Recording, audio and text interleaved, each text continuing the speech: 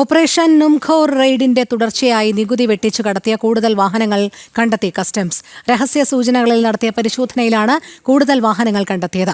കണ്ടെടുത്ത വാഹനങ്ങളുടെ രജിസ്ട്രേഷൻ വിവരങ്ങൾ കസ്റ്റംസ് പ്രിവന്റീവ് വിഭാഗം പരിശോധിച്ചു വരികയാണ്. കസ്റ്റംസ് കസ്റ്റഡിയിലെടുത്ത നടൻ ദുൽഖർ സൽമാന്റെ ഉൾപ്പെടെയുള്ള വാഹനങ്ങൾ പരിശോധനയ്ക്ക് ശേഷം വിട്ടു നൽകിയേക്കും. ഭൂട്ടാനിൽ നിന്ന് നികുതി വെട്ടിച്ചു കടത്തിയ 200ഓളം ആഡംബര വാഹനങ്ങളിൽ കൂടുതലും കേരളത്തിലേക്കാണ് എത്തിയതെന്ന വിവരത്തിന്റെ അടിസ്ഥാനത്തിൽ സംസ്ഥാനത്ത് കസ്റ്റംസ് പ്രിവന്റീവ് വിഭാഗം വ്യാപക പരിശോധനകൾ തുടരുന്നതിനിടെയാണ് കൂടുതൽ വാഹനങ്ങൾ കണ്ടെത്തിയത്. ഈ വാഹനങ്ങളുടെ രജിസ്ട്രേഷൻ രേഖകളുടെ സൂക്ഷ്മ പരിശോധന പൂർത്തിയായി വരികയാണ്. ഇതിനിടെ ഓപ്പറേഷൻ നുംഖോറിൽ വാഹനം പിടിച്ചെടുത്തതിനെതിരെ നടൻ ദുൽഖർ സൽമാൻ ഹൈക്കോടതിയെ സമീപിച്ചിരുന്നു. നിയമ നടപടികളെല്ലാം പൂർത്തിയാക്കിയാണ് വാഹനങ്ങൾ വാങ്ങിയതെന്നാണ് ദുൽഖറിന്റെ വാദം.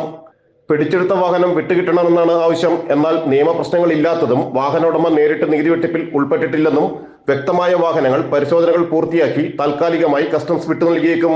40 വാഹനങ്ങൾ ഇതുവരെ പിടിച്ചെടുത്തിട്ടുണ്ട്. ഓപ്പറേഷൻ നുംഖോർ അന്വേഷണത്തിൽ നടൻ ദുൽഖർ സൽമാന്റെ ഒരു കാർ കൂടി കഴിഞ്ഞ ദിവസം കസ്റ്റംസ് കസ്റ്റഡിയിലെടുത്തിരുന്നു. ദുൽഖറിന്റെ ഉടമസ്ഥതയിലുള്ള നിസാൻ പട്രോൾ Y16 മോഡൽ കാറായിരുന്നു കസ്റ്റഡിയിലെടുത്തത്. ഇന്ത്യൻ ആർമിയുടെ പേരിലാണ് വാഹനത്തിന്റെ ആദ്യ രജിസ്ട്രേഷൻ. കർണാടകയിലാണ് റീ രജിസ്ട്രേഷൻ. ഹിമാചൽ സ്വദേശിയിൽ നിന്നാണ് ദുൽഖർ വാഹനം വാങ്ങിയത്. ദുൽഖറിന്റെ തമിഴ്നാട് രജിസ്ട്രേഷനിലുള്ള ലാൻഡ് റോവർ കാർ നേരത്തെ പിടിച്ചെടുത്തിരുന്നു. ജനം, കൊച്ചി.